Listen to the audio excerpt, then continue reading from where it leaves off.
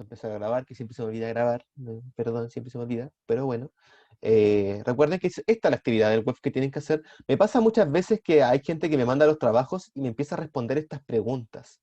Y no, pues chicos y chicas, estas preguntas son las que nosotros vamos resolviendo en clase a medida que vamos avanzando con la materia.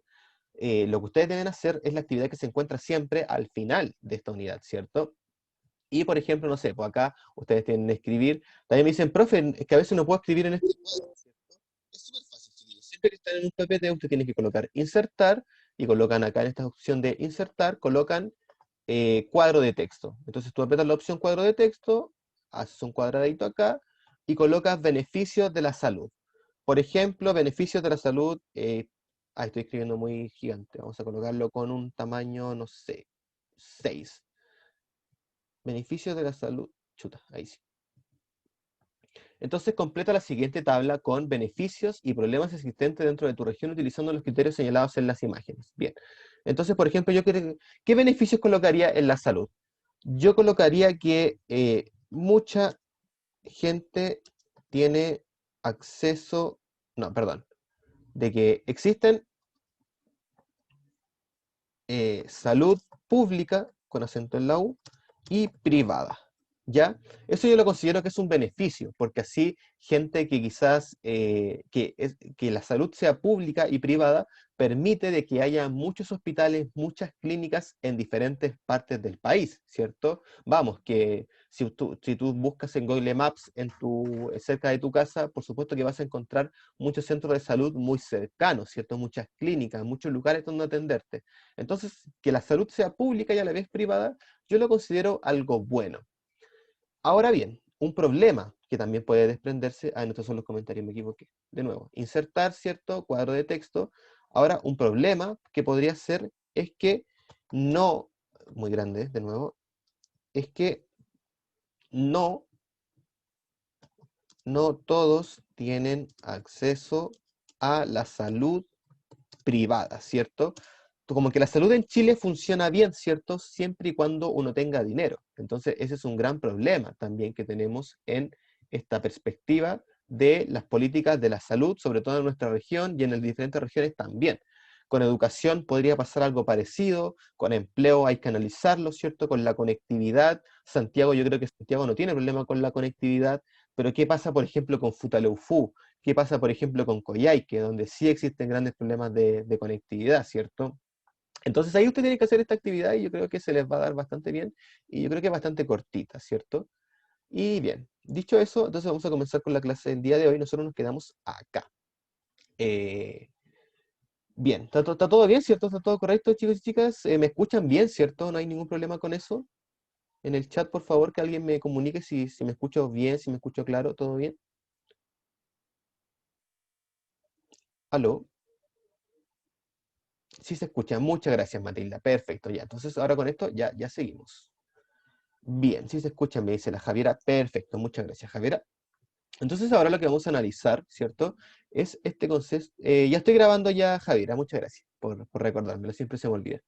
Entonces ahora ya vamos a comenzar a hablar, ¿cierto?, sobre la materia. ¿Se acuerdan que durante las primeras partes de esta unidad, ¿cierto?, nosotros hablamos de este problema que era la regionalización, ¿cierto? ¿Se acuerdan que leímos este texto del norte, ¿cierto?, en donde el gran problema era la especialización.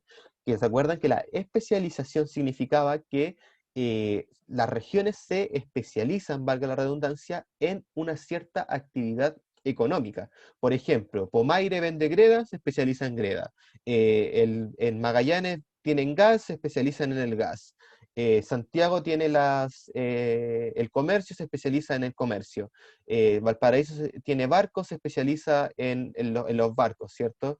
Y el norte tiene metales, tiene minerales, tiene el cobre, se especializa en la minería.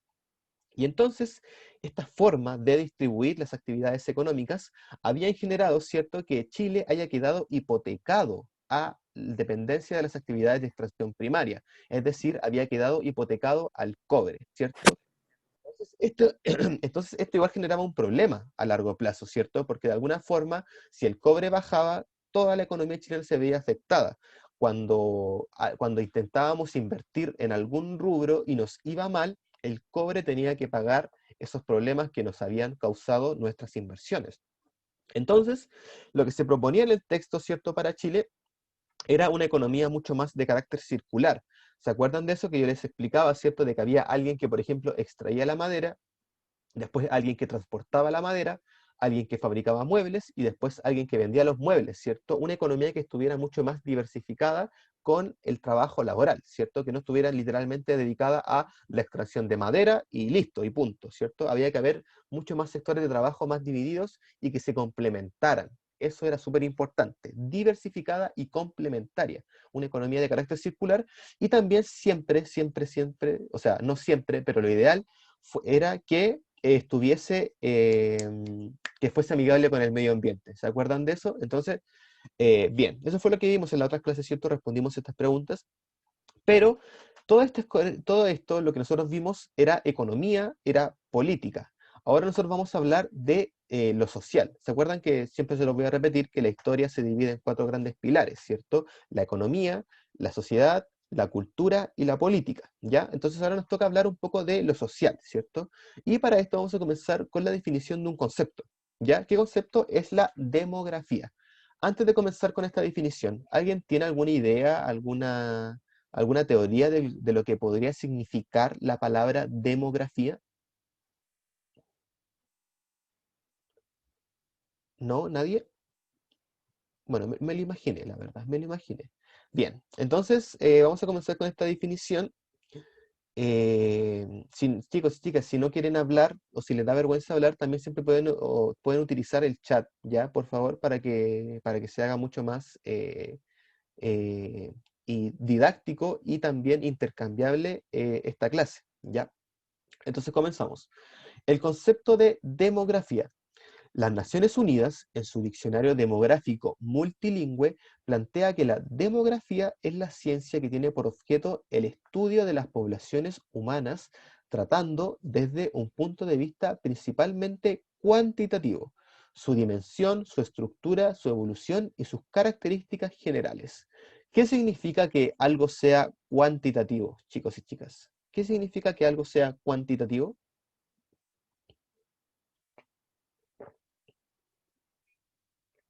Vamos. No hay respuestas equivocadas. ¿Qué significa que algo sea cuantitativo?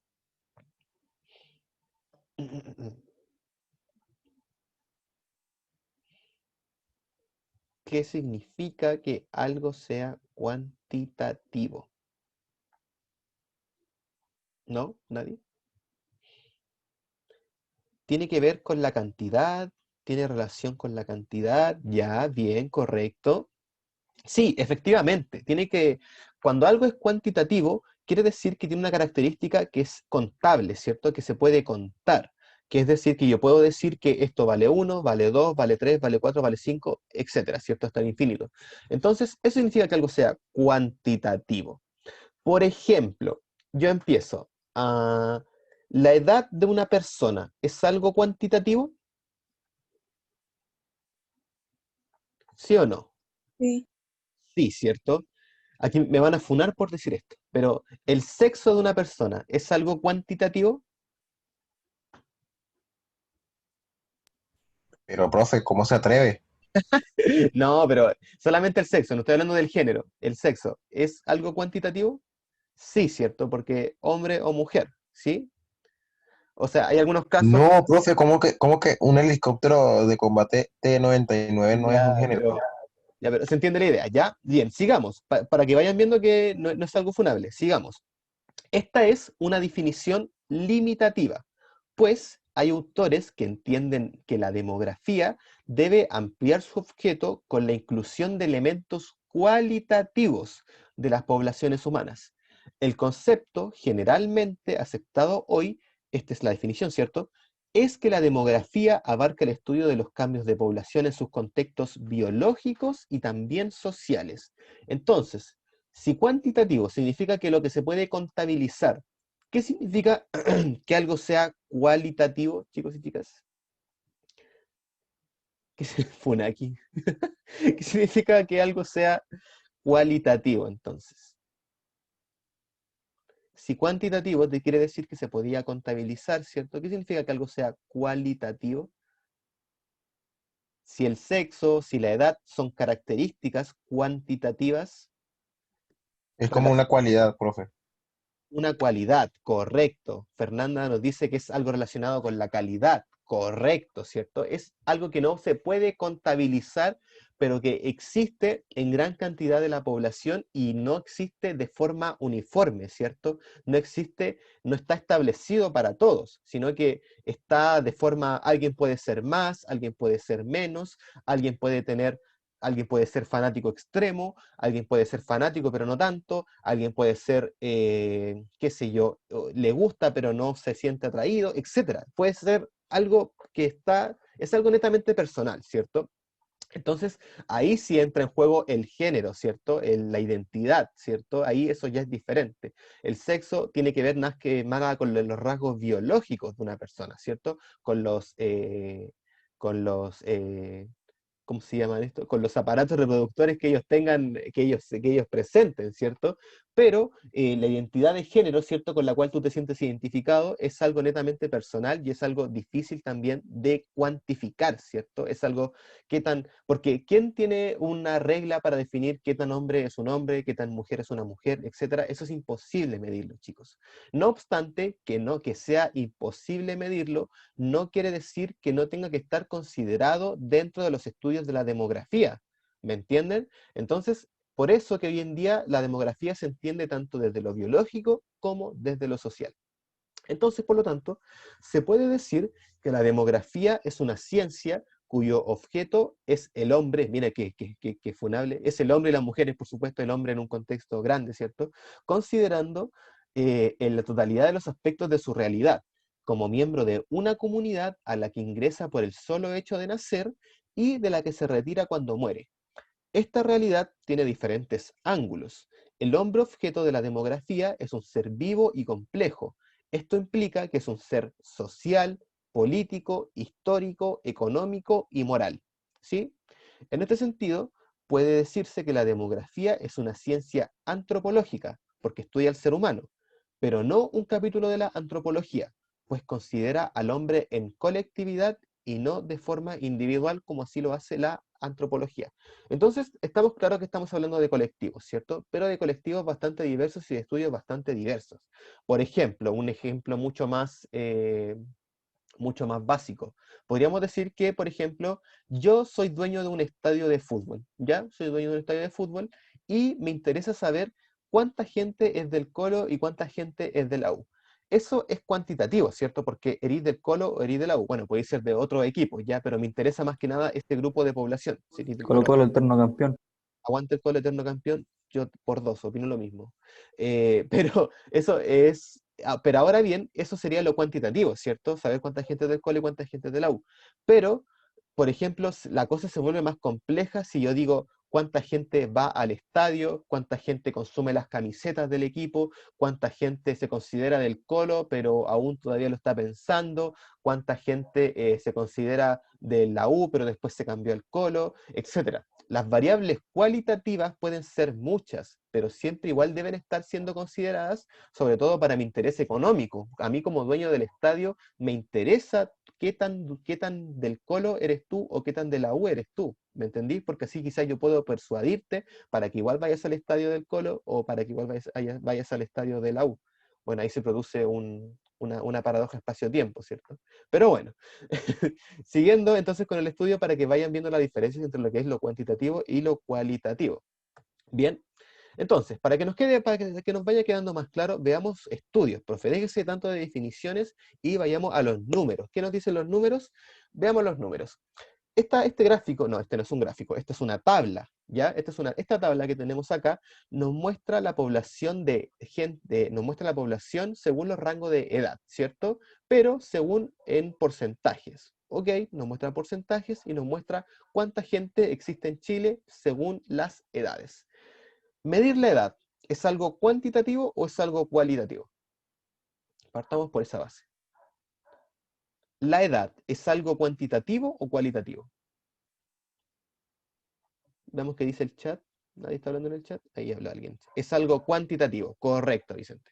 Entonces, si es algo cuantitativo Porque sí, quizás, no sé, pues hay gente que puede mentir que tiene menos edad, que tiene más edad, pero eso es algo cualitativo, ¿cierto? Porque hace que esa persona, que una de sus características sea que está mintiendo con su edad.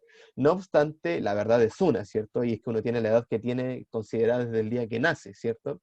Y no tiene que ver con nada, con algo para analizar, sino que tiene que ver con un objetivo médico, ¿cierto? De saber qué edad tienes, qué peso tienes, ¿cierto? Son cosas que más que nada tienen un interés médico para mejorar tu salud, ¿cierto? Si la edad fuera algo interpretativo, sería horrible, pues, porque la gente diría que tengo esta edad, pero en verdad tus órganos te dirían así como, oye, pana mío, tú no tienes esa edad, tú tienes más edad, tienes menos edad, etcétera. ¿Se entiende? Entonces, por eso es un estudio cuantitativo. Dicho eso, analicemos un poco. Eh, ¿Cuál es la mayor cantidad de gente que existe en Chile en el 2002 y en el 2020? ¿Cuál es la población de rango etario que presenta una mayor cantidad de personas? Vamos, ¿se entendió la pregunta, cierto? ¿Cuál de esos tres grupos de edad, cuál más gente es la que hay? Benjamín nos dice que la de 15 a 59, correcto, ¿cierto? Si se fijamos en el total país, la mayor cantidad de gente en el 2002 era la de la edad intermedia, de 15 a 59, 62,9%. Y en el 2020, esta población incrementó un pobre, ¿cierto? 0,1%, ¿cierto? Llegando al 63% de población que tiene esta edad. Pero incrementó. Ahora bien, de estos tres rangos etarios, ¿cuál es el que se vio más bruscamente afectado en los porcentajes de total país? ¿El rango de 0 a 14, de 15 a 59 o mayor de 60? Benjamín nos dice que de 0 a 14. Veamos, pues. En el 2002 existía un total de población de 0 a 14 de 26,3%. En el 2020, esta población disminuyó a un 19,7%. Es decir, que en su porcentaje decreció un total de ¿cuántos porcentajes? 19, 20, 21, 22, 23, 24, 25, 26. Un 7%. Disminuyó un 7% la cantidad de poblaciones. Bien, pero ojo que también los adultos mayores, los mayores de 60 años, también aumentaron un 7% su cantidad de población. Y recuerda que acá disminuir o aumentar no significa que algo sea bueno o algo sea malo. De hecho, que la población de gente envejecida haya aumentado puede ser visto como algo bueno y algo malo. Partamos por lo bueno. ¿Por qué puede ser visto bueno que la gente de mayor de 60 años haya incrementado su población? Vuelvo a decir, porque vivimos más años, me dice Benjamín. Correcto, ¿cierto? Esto quiere decir que la salud está funcionando, ¿cierto? Porque la gente está, que tanto la salud como la vivienda, ¿cierto? Permite a la población más anciana tener una esperanza de vida mucho mayor a la que se tenía en el 2002. Correcto, eso es algo bueno, es algo positivo, ¿cierto? Tener a nuestros tatitas durante muchos más años es algo que se agradece, por supuesto que se agradece. Ahora bien, ¿qué podemos ver de negativo en que la población de ancianitos haya aumentado?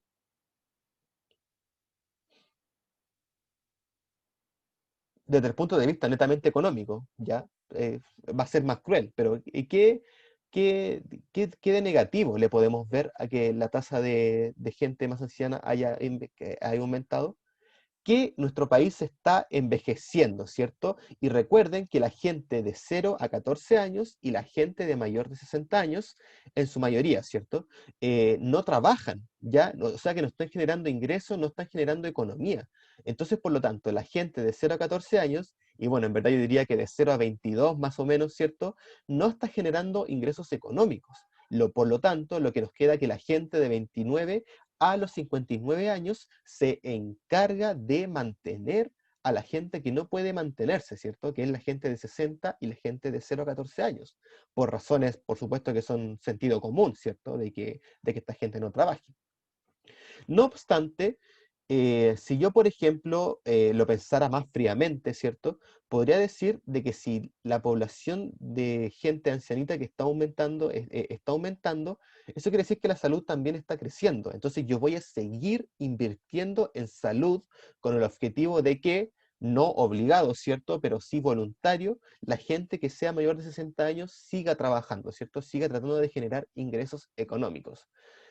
No sería lo ideal, ¿cierto? Porque uno se sienta como que... De hecho, no, yo igual he tenido la experiencia con hartos ancianos con los cuales converso y me dicen que ellos de alguna manera se lamentan el haber dejado de trabajar a los 60 años, porque aún consideraban que aún se sentían como en edad para poder seguir produciendo, para seguir trabajando, ¿cierto? Entonces, ahí de eso depende, netamente, ¿cierto? De las características cualitativas de los porcentajes. Bien. ¿Qué otra cosa nosotros podemos desprender? Veamos ahora, ya vimos a los ancianitos, ¿cierto? Ahora veamos a los más jóvenes, de 0 a 14 años. Vemos, ¿cierto?, que claramente la población disminuyó en un aproximado de un 7%, ¿cierto? ¿Qué significa que la población de gente de 0 a 14 años haya disminuido desde el 2002 al 2020? ¿Qué podemos teorizar? ¿Qué conclusiones podemos sacar teniendo en cuenta esto?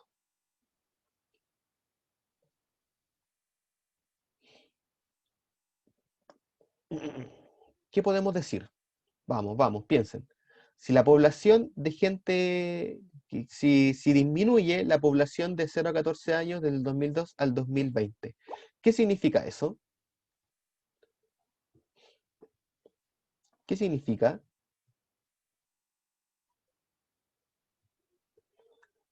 Eh, que la gente está teniendo menos hijos, que las familias ahora se proyectan con menos hijos. Correcto, ¿cierto? Exacto.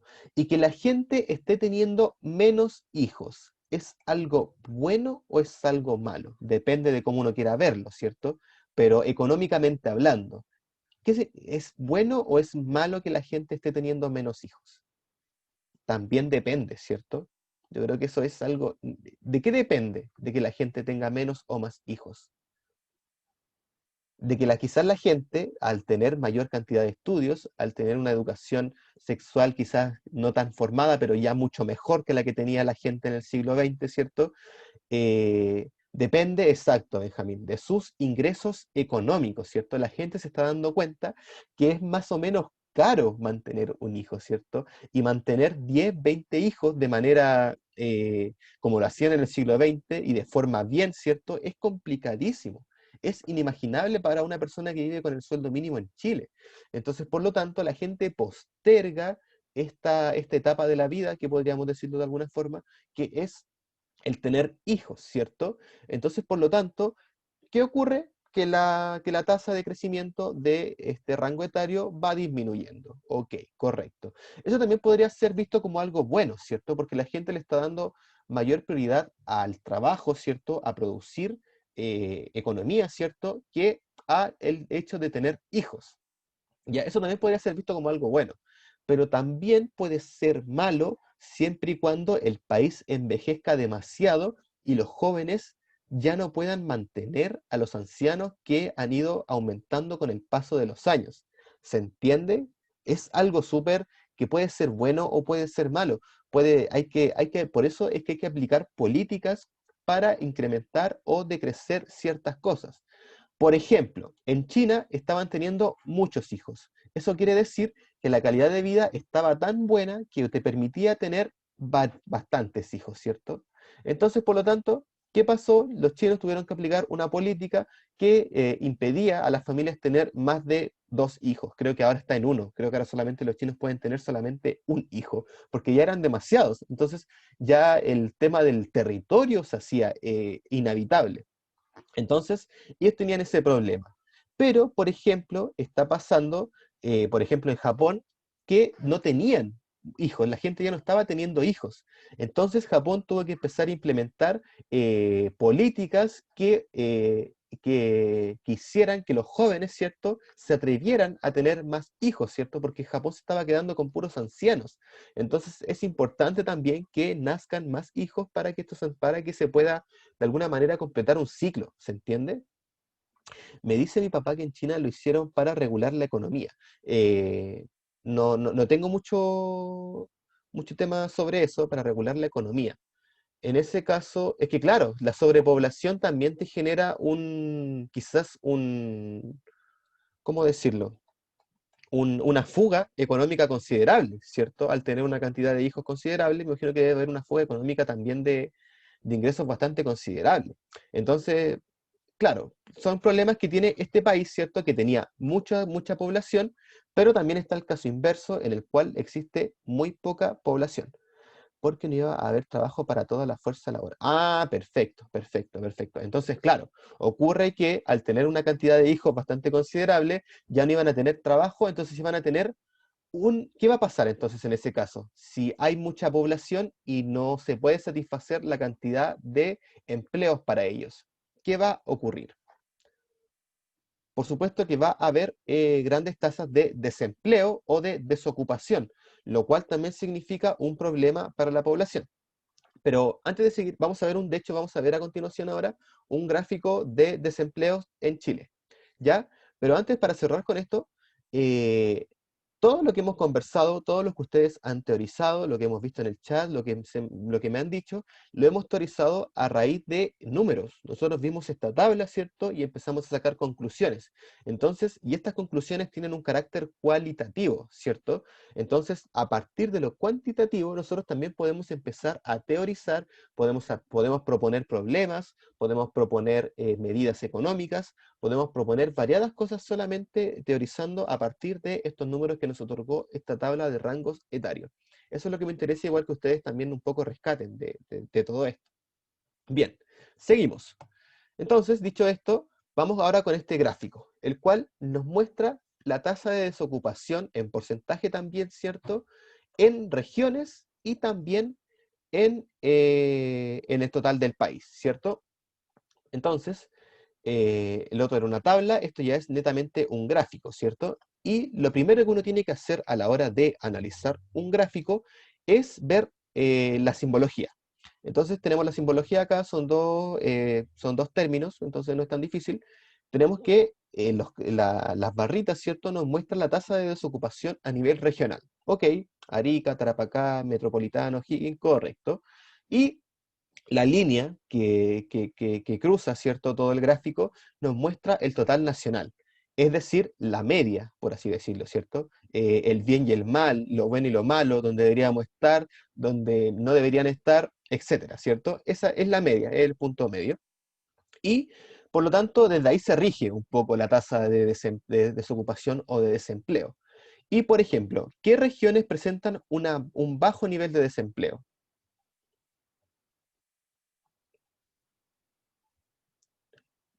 ¿Qué regiones muestran un bajo nivel de desempleo? Aysén. Aysén, ya. Ñuble, no sé si está Ñuble, pero Ñuble es parte de Aysén también, pues, ¿no? Los lagos, ya, correcto. Los lagos, Aysén, correcto. Bien, entonces, y, y que esta gente tenga bajos niveles de desempleo, ¿es un sinónimo de una prosperidad económica necesariamente? Es que puede ser visto de dos formas. A ver, ¿qué dicen en el chat? No necesariamente, me dice Benjamín. Correcto, ¿cierto? Porque sí, que haya bajo desempleo quizás quiere decir que, oye, la gente está toda trabajando, la gente está ocupada, es decir, que la economía está girando. Pero ahí puede venir otro economista y decirte, no necesariamente, porque puede que también la economía esté estancada en la región, debido a que la gente ya se acomodó a un estilo de vida y no quiere seguir incrementando esa calidad de vida. Y eso fue precisamente lo que pasa en estas regiones, las cuales presentan un gran problema que es la contaminación medioambiental producto de la madera, ¿cierto? La gente que vivía en el extremo sur se acostumbró tanto a utilizar estas medidas para calentarse, ¿cierto? Que también pueden ser sinónimos de trabajos con baja remuneración, también correcto, ¿cierto? Porque se confían. De alguna forma como que dicen, ya, si no voy a ganar más que esto, entonces se produce un estancamiento del progreso laboral. Lo cual, como les digo, es un sinónimo que también que se puede dar debido a unas bajas tasas de desempleo, ¿ya? Pero eso es lo que pasó en el sur, ¿cierto? Que ya tienen un problema medioambiental bastante considerable y por eso los intendentes, ¿cierto? Los gobernadores tuvieron que regular el uso de las chimeneas en las casas, porque ya estaba produciendo demasiados problemas. Entonces, también es un aspecto a tener en consideración. Bien, ¿y qué regiones presentan en Chile un alto nivel de desempleo?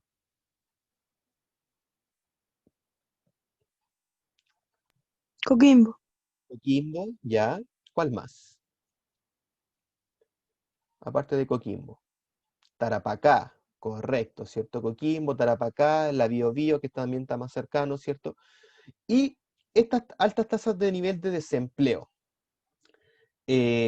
Partamos por una pregunta más teórica. ¿A qué creen ustedes que se debe el desempleo? ¿Por qué ocurre el desempleo? ¿Por qué pasa el desempleo? ¿Por qué existe el desempleo? Por el pago, nos dice Javiera. Bien, Javiera. Está correcta esa respuesta, pero muy, muy cortita, Javiera. ¿Por qué crees tú que es por el pago?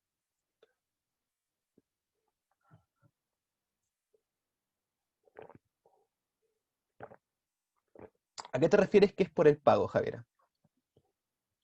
Porque no sé, ya, pero mira, está bien, de hecho sí. Una de las causas que se genera el desempleo es por las regulaciones del Estado. Por ejemplo, cuando el Estado establece un sueldo mínimo que no satisface las necesidades de este grupo joven que va a ingresar al trabajo, los jóvenes van a decir, no, yo no quiero ganar este sueldo mínimo, por lo tanto voy a seguir especializándome, ¿cierto? Voy a seguir estudiando para lograr satisfacer el sueldo que yo quiero para mi vida. Por lo tanto, dicho esto, ¿cierto? La persona va a seguir estudiando y esta persona que podría perfectamente trabajar, ¿cierto? Va a seguir estudiando, lo cual va a generar una tasa de desocupación.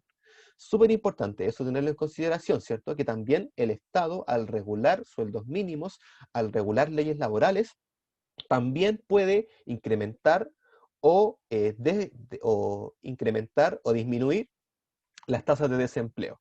El pago ahí, por lo tanto, el sueldo mínimo, ¿cierto? Juega un rol fundamental por la alta densidad y el poco campo laboral. Ese también es un factor súper importante, Benjamín. Me explico, porque por ejemplo, la especialización, ¿se acuerdan que vimos que en el norte estaba ocurriendo ese problema que de la especialización, producto de que existe esto, ¿cierto? La gente se especializa y de alguna forma se arraiga en un trabajo, ¿cierto? Y debido a que los empleadores, ¿cierto? Los dueños de las empresas están viendo que están produciendo más, les siguen especializando, ¿cierto? A estos trabajadores, ¿cierto? Siguen especializando, pero a un sector, se vuelve como un sector privilegiado, ¿me entienden? Y este sector privilegiado, de alguna forma, se apodera de estos trabajos, se apodera de aún más campos laborales, ¿cierto? Y lo cual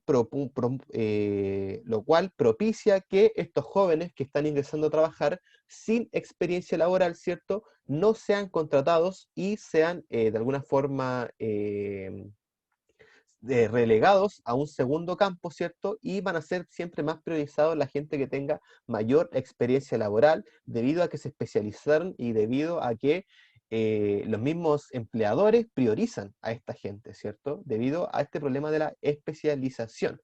Entonces, también es un factor importantísimo el del desempleo, ¿ya?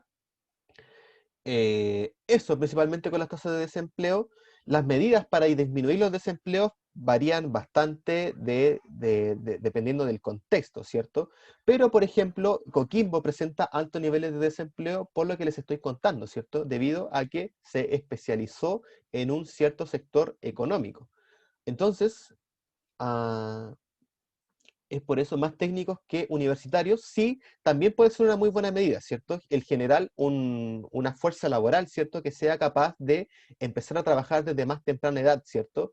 Y que también esté de acuerdo y que ellos también estén de acuerdo con el sueldo que van a ganar, ¿cierto? Si ese es también el tema, ¿cierto? De que estos técnicos también estén de acuerdo con que al ingresar al mundo laboral van a ingresar ganando esto, ¿cierto? Pero después con el tiempo esto va a ser, es lo ideal, ¿cierto? Que vaya progresivamente aumentando. Bien, pero lo que les estaba contando, ¿cierto? Es que en Coquimbo pasó esto de la especialización, ¿cierto?